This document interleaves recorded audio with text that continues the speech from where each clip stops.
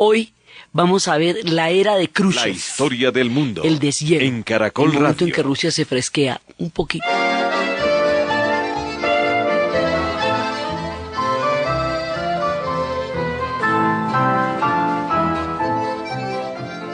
Через реки, горы и долины, сквозь пургу, огонь и черный дым, мы вели машины, объезжая мины, по путям, дорогам фронтовым. Эх, путь-дорожка фронтовая, трудно. La vez pasada estábamos viendo cómo Khrushchev empieza la desestalinización y cómo denunciar los crímenes de Stalin va a generar un impacto absolutamente aterrador en todo el mundo, porque era un dios, porque el culto a la personalidad lo había elevado a un nivel suprahumano para su propio pueblo y para todos los partidos comunistas de la tierra que veían en José Stalin el faro único de la revolución. Sacar a la luz los crímenes de millones de personas asesinadas en los campos de trabajo forzados, de las purgas, de toda la gente que cayó en desgracia, de las ejecuciones sumarias sin ningún tipo de juicio, tiro en la nuca en Lubyanka, ahorcados en las celdas. O sea, mostrar todo esto, que eran los costos de la revolución, fue un escándalo para el mundo. Y fue un escándalo para los soviéticos. Y estábamos viendo cómo hubo quienes aceptan todos estos crímenes y entran a detestar profundamente la figura de Stalin por no encontrar ninguna justificación bajo ninguna circunstancia, ante ninguna ideología, de crímenes tales como se cometieron en la era de Stalin en la Unión Soviética. Y hay quienes consideran que lo importante es que él recibió un país en ruinas y entregó un país potencia. Y lo van a seguir adorando aún a sabiendas de los crímenes de lesa humanidad que tiene en su carrera y en el tiempo que dirigió la Unión Soviética, de los gulags, de todas las islas, digamos, de toda la estructura del terror generalizado, de los pueblos que fueron deportados masivamente, como el caso de los chechenos, de todos estos pueblos que fueron brutalizados de manera colectiva, de la rusificación, de la manera como se varió la población de las aldeas y de las zonas para darle el carácter ruso a la revolución. O sea, muchas cosas terribles sucedieron durante la época del estalinismo y eso es lo que Khrushchev va a poner de cara al mundo. Entonces, ¿quién es Nikita Khrushchev? Un reformador. ¿Y qué es lo que va a hacer? Fresquear un poquito la Unión Soviética, modernizarla. Empiezan a aparecer los abogados. Antes no había abogados, antes a la gente le pegaban un tiro en la nuca y sale pa' pintura, ¿me entiende? Ahora hay abogados. Antes los juicios eran un espectáculo para degradar a alguien. Ahora hay un debido proceso. Se cierran los campos de trabajo, los campos de terror. El terror generalizado deja de ser una función del aparato del Estado, lo que no quiere decir que no vaya a haber represión. Eso es otra cosa. Pero digamos, la característica del terror como método, que fue el sello personal de Stalin durante todo su tiempo de gobierno, es la que va a desmontar Khrushchev. Y ahí hay una diferencia enorme entre un matiz y otro, porque miles de personas, casi millones de personas, sentirán la diferencia entre la era de Stalin y la desestalinización de Khrushchev. Eso ya es otra cosa. Lo que no significa que dejen de ser un Estado totalitario. Lo que no significa que no haya persecución y represión contra la gente, pero se vuelve una cosa totalmente focalizada. Digamos, muy específica contra unos u otros críticos o disidentes. Y aparece de todas maneras la figura del disidente, porque es que antes no había disidente y no traidores. Ahora pues ya empiezan a haber disidentes. Entonces le va aflojando un poco ese carácter tan absolutamente duro que tenía antes. Y es una época más holgada, más fresca, sin que nos vaya en la mano, ¿no? O sea, no tampoco, pues, mejor dicho, nos botamos por la ventana, no. Pero sí, la cosa se fresquea. Y también es el tiempo en que la Unión Soviética se va recuperando económicamente, ya tiene más posibilidades. Y aquí se van a fundar los estados benefactores, tanto en Occidente como en Oriente. En Occidente se van a fundar sobre la idea del acceso masivo a los bienes de consumo, porque los occidentales son capitalistas, no es que por eso es que son capitalistas, por los bienes de consumo. Entonces los bienes de consumo se van a disparar porque son lo que mantiene el ciclo de consumo y producción de una sociedad. Entonces a eso se le llama el estado benefactor. Ambos cubren las necesidades básicas de la mayoría de la población, o sea, salud, vivienda, educación y comida. Eso sí lo cubren tanto el estado benefactor de Occidente, de las economías de la Europa occidental, como las de la Europa oriental, y como en Estados Unidos. Eso se cubre en ambos casos. No es el caso del tercer mundo, ¿no? No lo era ni lo es. Pero es el caso de estos países de los que estamos hablando. Entonces, ambos comen. En la Unión Soviética está garantizado de manera gratuita por el Estado, desde que usted nace. Le van a dar comida, le van a dar educación, le van a dar educación de muy buena calidad, y le van a dar una salud, también le van a cubrir todas las operaciones, las cirugías, todo el sistema de salud se va a hacer generalizado.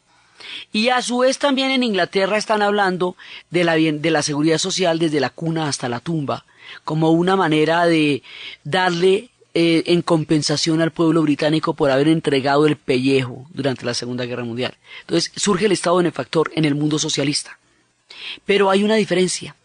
Si bien en el mundo capitalista es el acceso masivo a los bienes de consumo lo que va a constituir el estado benefactor, sobre la base de que todo el mundo tiene necesidades básicas resueltas, en el mundo socialista y en la Unión Soviética, el estado benefactor va a ser el acceso colectivo, total, gratuito, permanente, de toda la sociedad a la cultura. Entonces los conciertos van a ser gratis, los ballets van a ser gratis, los libros van a ser baratísimos, todo el mundo va a leer, se van a crear los rusos cultos, ellos siempre lo han sido, pero en élites, ahora lo van a hacer cultos en masa.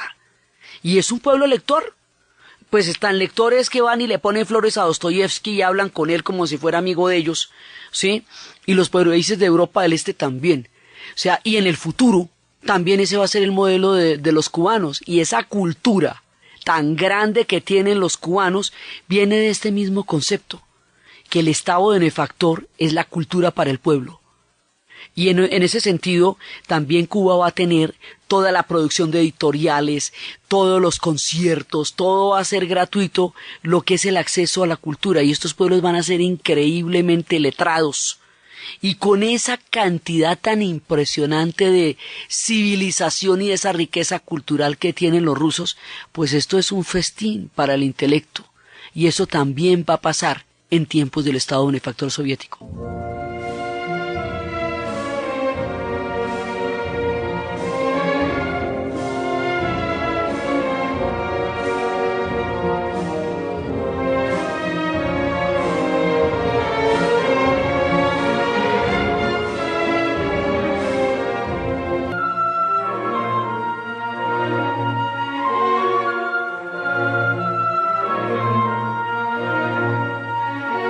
Así, los grandes conciertos, las grandes orquestas van a estar a la orden del día.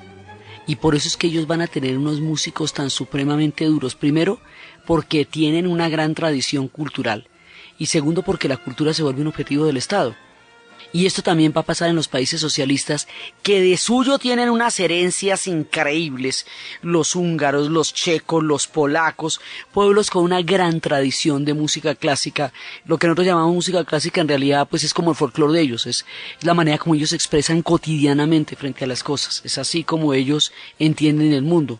Entonces, aquí va a haber unos ballets, todos los ballets rusos, es la época también del gran esplendor del Bolshoi, y es la época de los circos.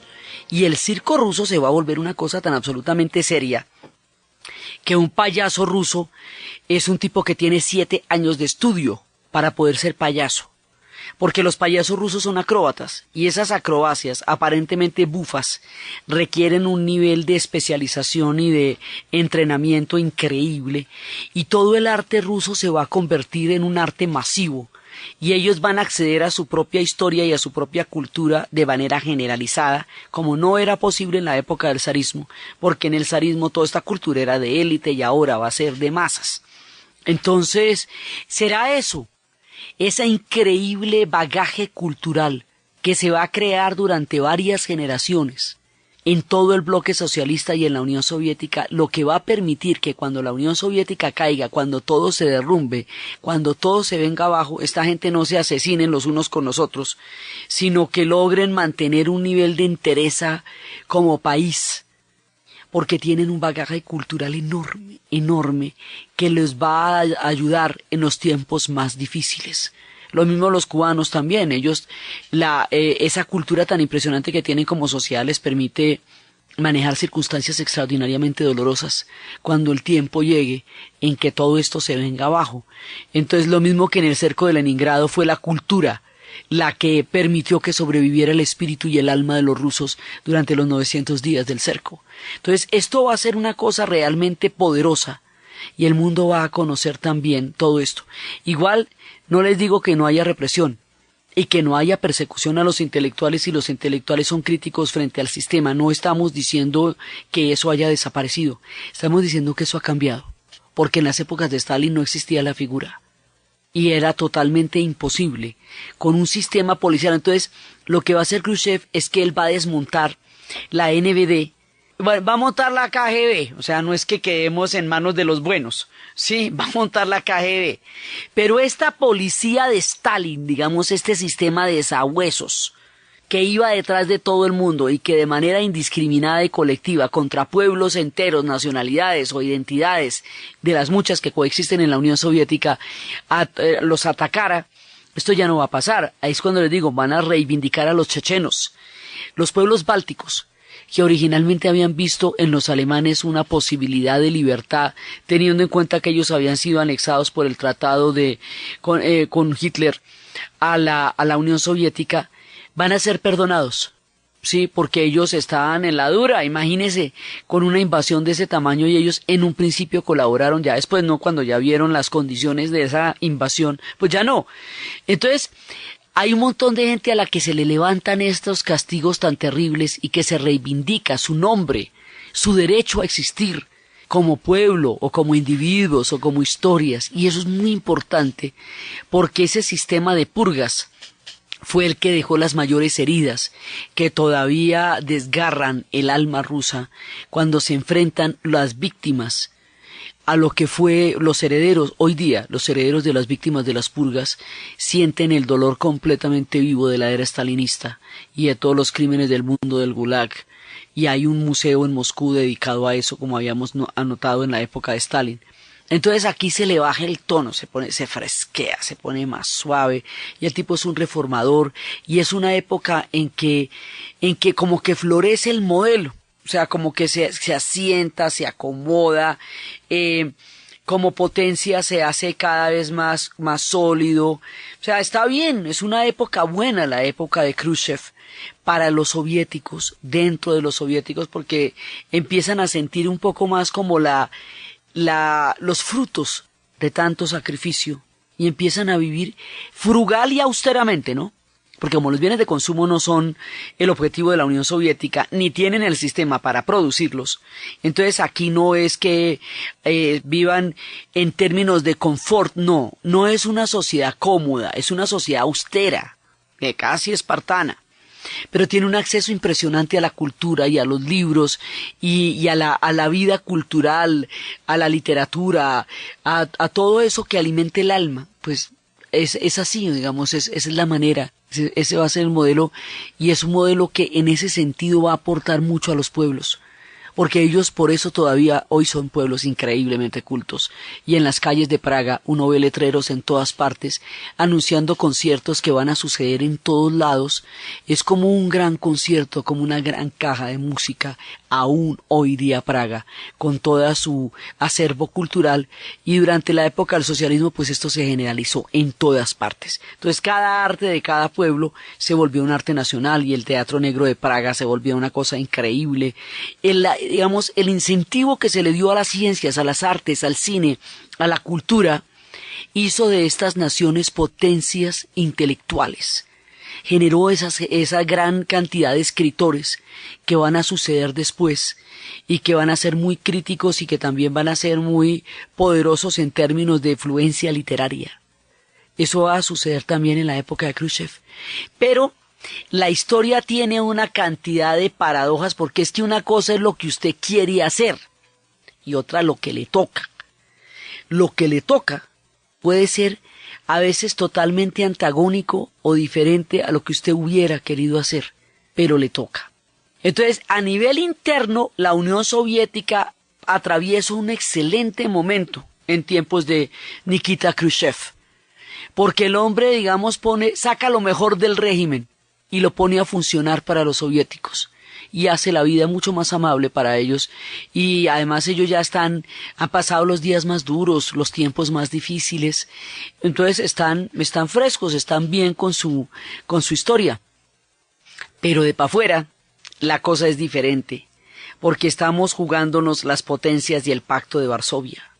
Entonces, de para afuera, el problema es que si usted siente que hay una distensión en el sistema de terror soviético, usted va a querer que esas mismas reformas que la Unión Soviética está haciendo en su interior lo beneficien a usted como húngaro o como checo o como polaco, pues porque estamos en la misma onda, ¿cierto? Entonces, si hay reformas en la Unión Soviética y todos estos países están encadenados, como cuando la gente suben los alpinistas a la montaña todos amarrados unos con otros, donde caiga uno y caen todos.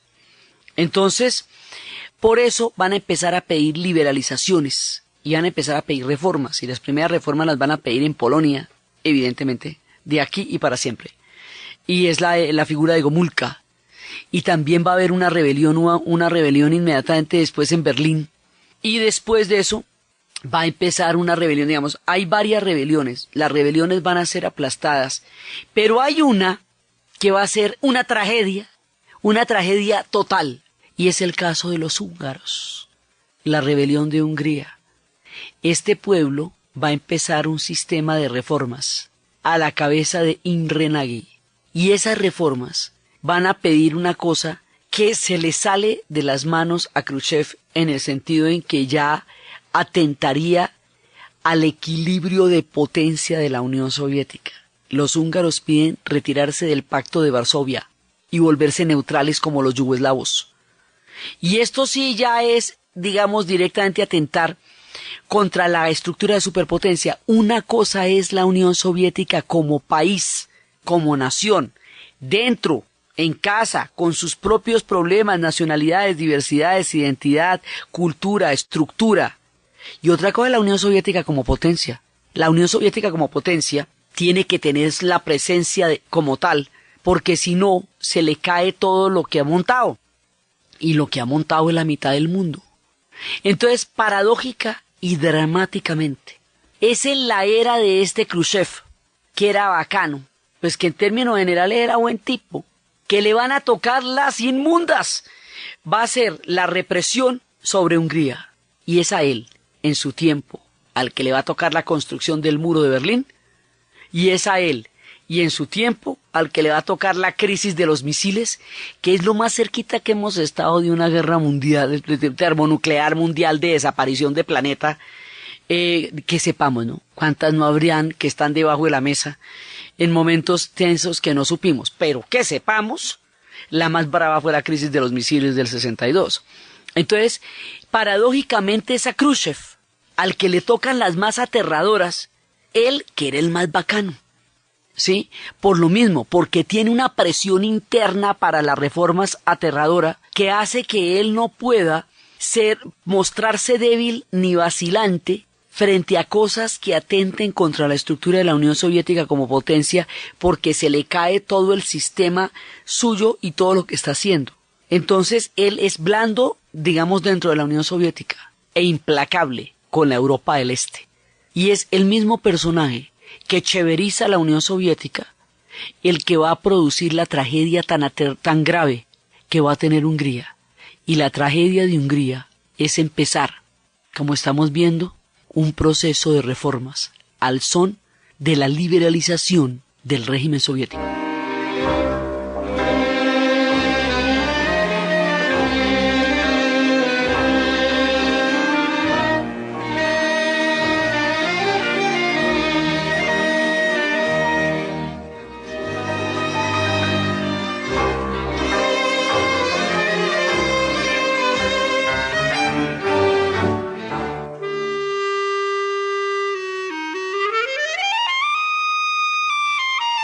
Los húngaros, que no están pintados en ninguna pared, que eran parte del Imperio Austrohúngaro, que tiene una tradición de más de 8 siglos, que fueron grandes y poderosos, que son magiares, que tienen otro tipo de procedencia, pues esos ni siquiera son eslavos, hablan otra lengua, que es la lengua magiar.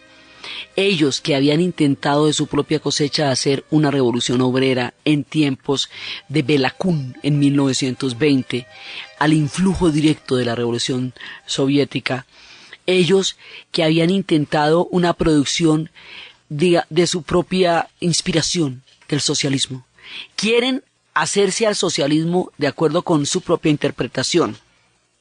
Quieren distanciarse o tomar una posición independiente frente a los dictámenes de Moscú y quieren ser neutrales frente al mundo para tener una libertad, digamos, de aproximarse a otras naciones.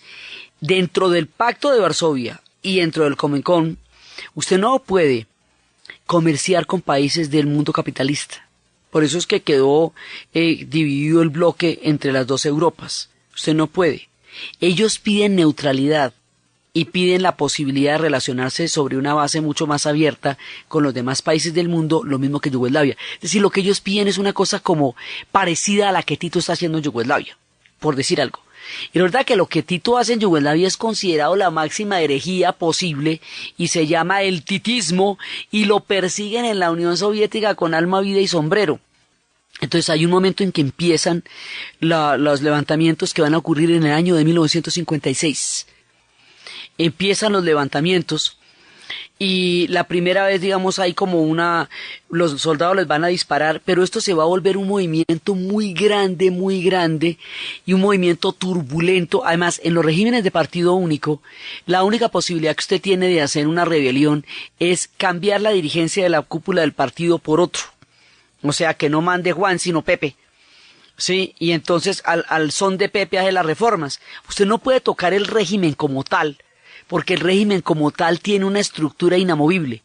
Usted lo que puede es llegar a la cúpula del poder, al secretariado general del Partido Comunista, y desde ahí empezar a hacer cambios.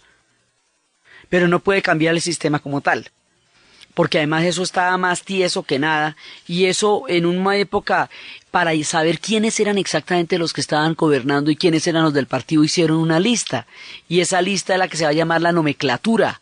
Y esa nomenclatura son los que tienen, digamos, la élite del régimen, que son los que viven mucho mejor que el pueblo, pero mucho mejor que el pueblo.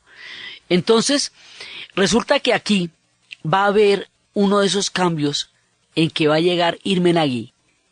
Imre Nagy va a llegar allá.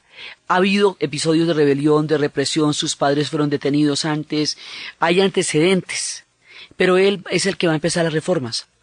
Y las reformas hacen que el pueblo que el pueblo húngaro salga a la calle. Y hay una serie de negociaciones. Y hay un personaje que se llama János Kádár, que ha estado con Imre Nagy todo el tiempo. Y durante la época de las reformas, el gran filósofo George Lukács va a ser ministro de Cultura. Y antes había sido ministro de Educación. Y va a desempeñar un papel fundamental como intelectual en la Revolución Húngara. Y va a ser un pensador importantísimo del marxismo y del pensamiento contemporáneo, un filósofo de una gran trascendencia y que después era cátedra de todas las universidades de Occidente.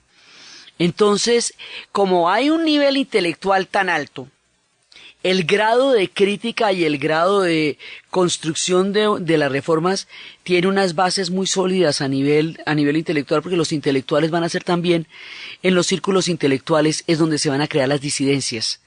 Porque como usted no tiene una capacidad política de meterse en esos regímenes, entonces es a través de los círculos intelectuales y literarios, el círculo Pretov, donde se empiezan a crear como los núcleos de lo que va a ser la revuelta.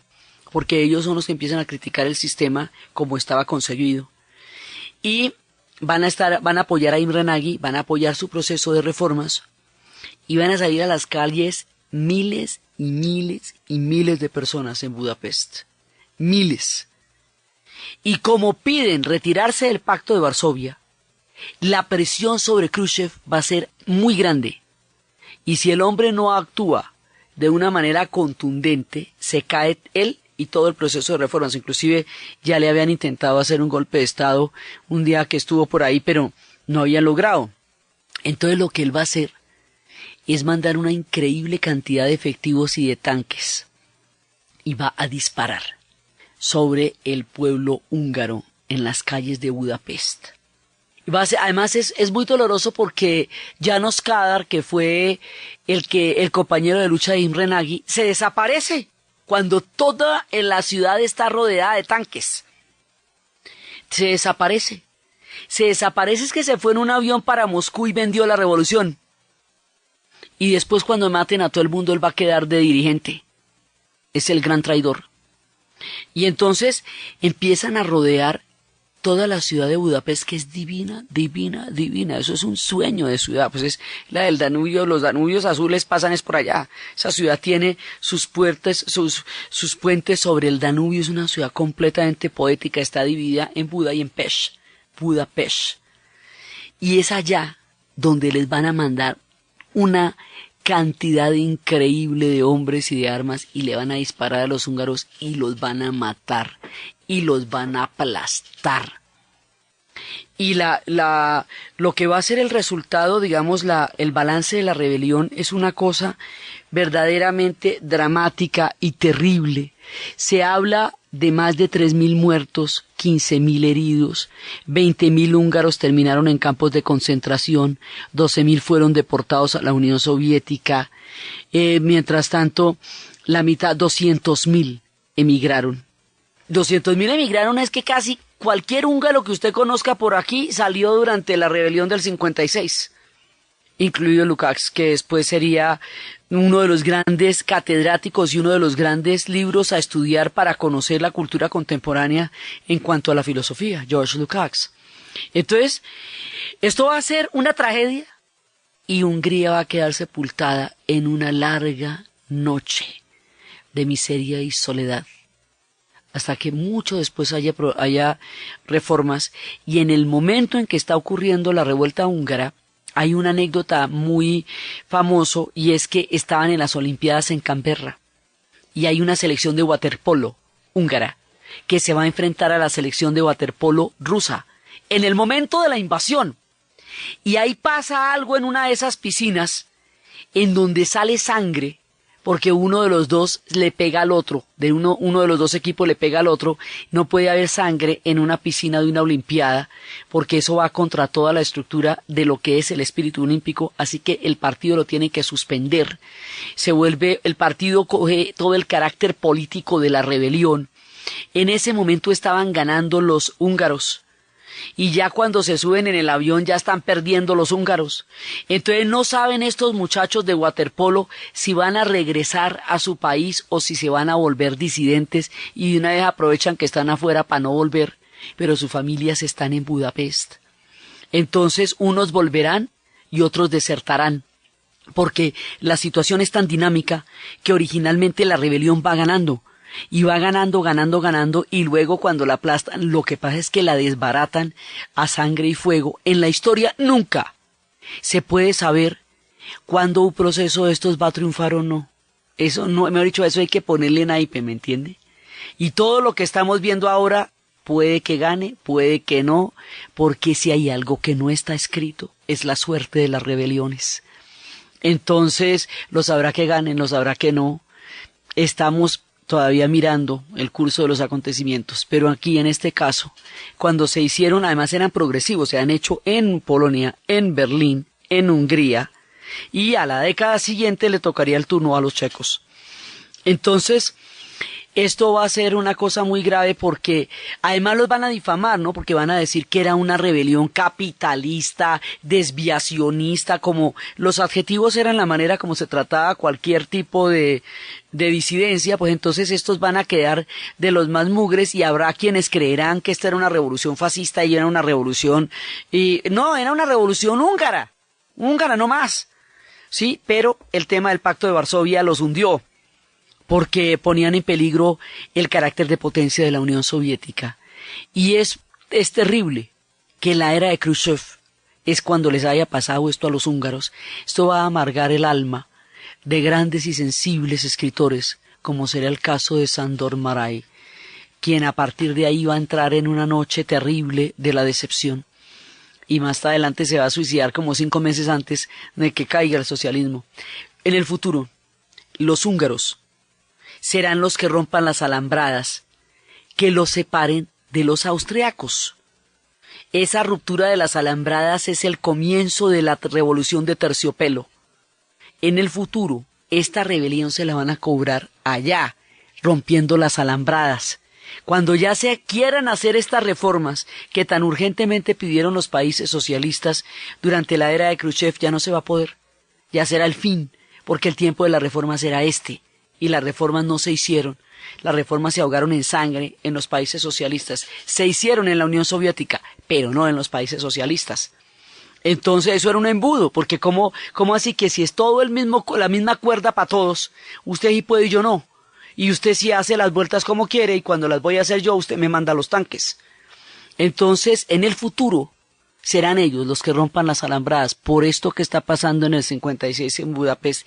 En el futuro, cuando caiga todo, cuando todo este orden social haya desaparecido, se encontrarán ya viejitos en una piscina. En el año del 93, ya la selección de waterpolo de los húngaros y la selección de waterpolo de los soviéticos, ya rusos, en la ex soviética, viejitos, se encontrarán en la piscina y se meterán a jugar un partido de waterpolo después de que haya caído todo el rumbo de la historia, y entonces entenderán que unos y otros estaban metidos dentro del sistema que estaban metidos y que cada uno actuó como en su momento tenía que actuar, y que ahí, ya en la piscina de waterpolo, no había buenos y malos, sino víctimas de las fuerzas de la historia, porque ellos lo que eran atletas, ellos no eran soldados. Entonces habrá una reconciliación histórica cuando se encuentren estos dos equipos en la vejez. Además muestran en los documentales que muestran este histórico partido, muestran estos hombres atléticos que se enfrentaron en el 56 en Canberra, volviéndose a encontrar, ya pues imagínense, ya todos viejitos y todos metidos en la piscina, todos calvitos y todo, recordando lo magníficos que fueron en el tiempo en que se enfrentaron, cuando la historia estaba de punta entre la Unión Soviética y Hungría. Hungría pagó con sangre y muchas lágrimas y muchos muertos este intento de reforma que se dio en la era de Khrushchev.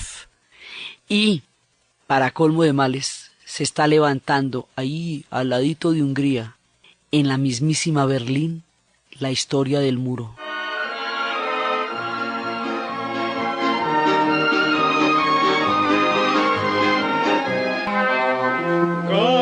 Свечи, а горячек гремит недальний бой. Налей, дружок, по чарочке по нашей фронтовой. Налей, дружок, по чарочке по нашей фронтовой. Imre Nagy va a ser juzgado y va a ser ejecutado y lo van a ahorcar. Y János Kadar, que fue su compañero de fórmula durante buena parte de la rebelión, va a vender el movimiento, se va a ir para la Unión Soviética en un avión y luego va a regresar a tomar el puesto que tenía Imre Nagy. Y toda la rebelión va a quedar en manos del traidor, János Kadar. Y van a llevar a juicio a toda la gente que estuvo metida en la rebelión. Y uno de los primeros actos, cuando después, en el futuro, caiga este régimen, será la reivindicación de todos aquellos que fueron llevados a la desgracia durante la rebelión, la reivindicación del nombre de todos ellos y una ceremonia fúnebre imponente para rehabilitar a todos aquellos que habían empezado esta rebelión en Hungría. Pero por ahora, una larga noche se cierne sobre Budapest. Ahora, el otro problema que tenemos va a ser un problemonón que terminaría simbolizando toda la Guerra Fría.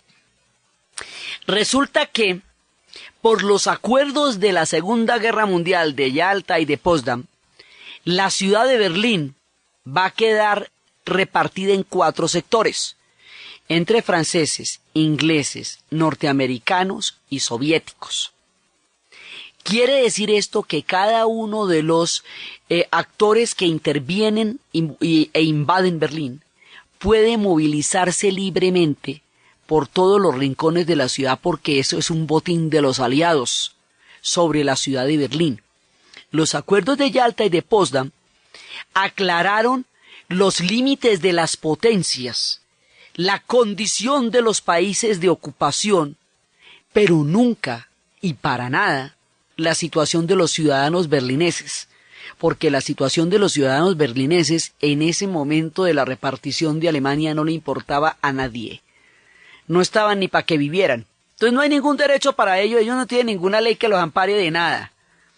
Entonces, lo que va a pasar es que Alemania Occidental va a tener un empuje económico con el Plan Marshall. Los alemanes occidentales se precian y le muestran a uno los cuadros y las estadísticas y las cifras de haber recibido la mitad del resto de Europa para el Plan Marshall y de haber hecho el doble. Y le tienen a uno, haga de cuenta, como unas cuentas de mercado en que se gastaron todo y con qué reconstruyeron todo. Lo tienen así clarito para la historia.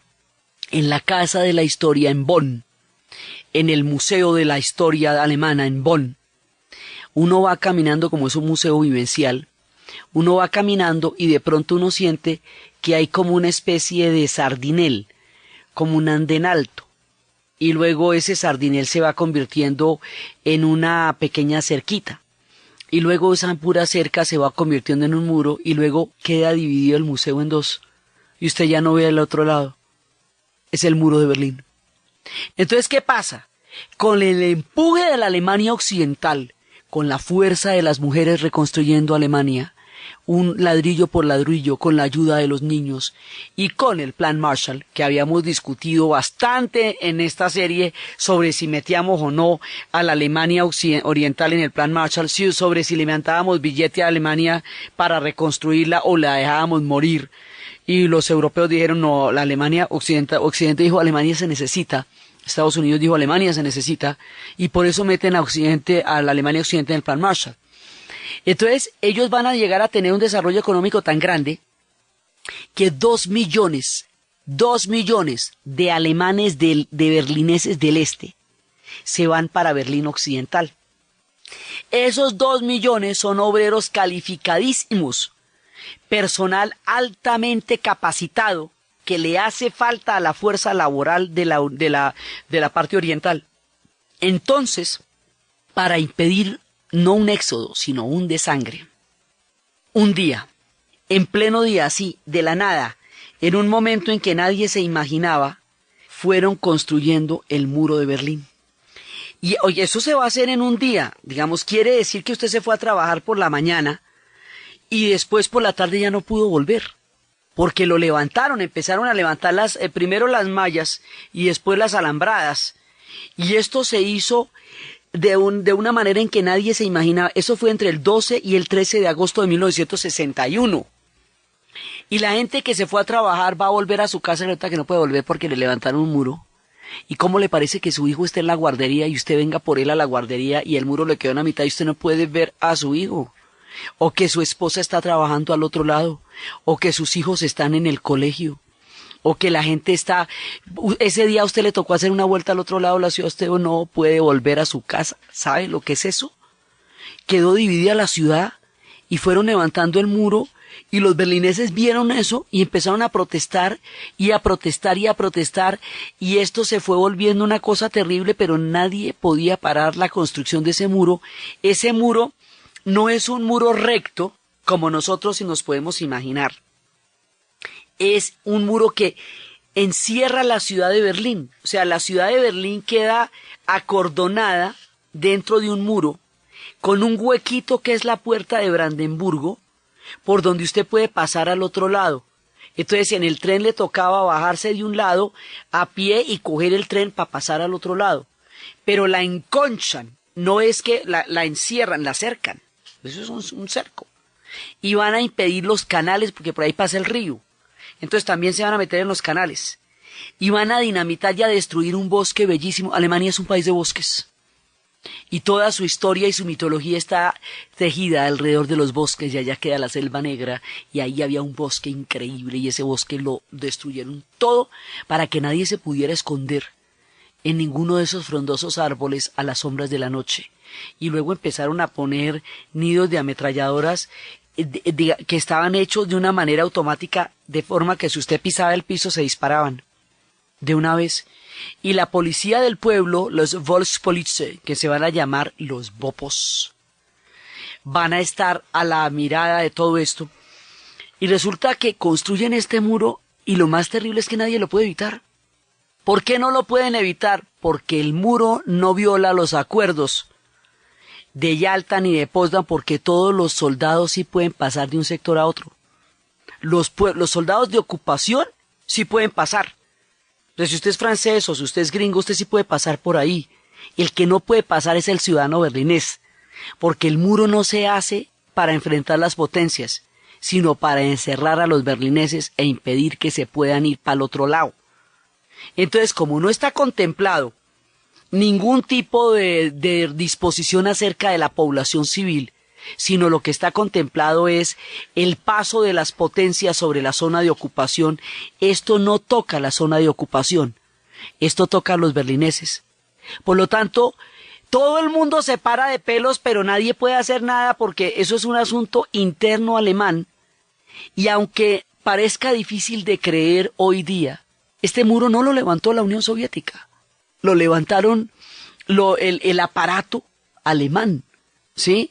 Y la Unión Soviética no lo impidió tampoco, y Estados Unidos, o sea, todo el mundo se jala los pelos, pero nadie dice que no a la hora del té, porque eso legalmente se puede. Lo que es una infamia, lo que es una porquería, pero eso es legal porque nadie dijo que no se pudiera hacer y ellos lo hicieron. Entonces le van a hacer una herida al pueblo alemán, cosa más aterradora, la cosa más grave, la cosa más terrible. Hay imágenes en el Museo del Checkpoint Charlie en Berlín, imágenes de niños de 7 años que los pasaban en canastas de esas donde se hace el cemento por entre una tarabita a ver si pasaban al otro lado o los mataban en el camino, gente descolgándose. Los mismos albañiles que estaban construyendo el muro pasaban al otro lado antes de cerrarlo. Los soldados que lo estaban custodiando pegaron un brinco, es una imagen muy famosa del soldado pegando el brinco para huir. ¿Y cómo era que después aumentaron el pie de fuerza para poder vigilar a los soldados que estaban vigilando a los ciudadanos? Porque los primeros que se volaban eran los soldados que estaban vigilando a los ciudadanos. O sea, la desesperación de un pueblo al que le levantan un muro. En el Museo de Checkpoint Charlie hay una foto de una familia mostrando un bebé de 7 meses mientras están levantando el muro para que la gente al otro lado lo vea por última vez. Es un drama. Y con el tiempo, este muro va a crear una división real, física, entre las dos Alemanias. Ya había una división económica por el Plan Marshall, pero el muro va a ser una división física. Y con el tiempo las dos Alemanias van a quedar rotas por la mitad por efecto de este muro, y con el tiempo este muro de la infamia se irá convirtiendo en el símbolo mismo de la Guerra Fría.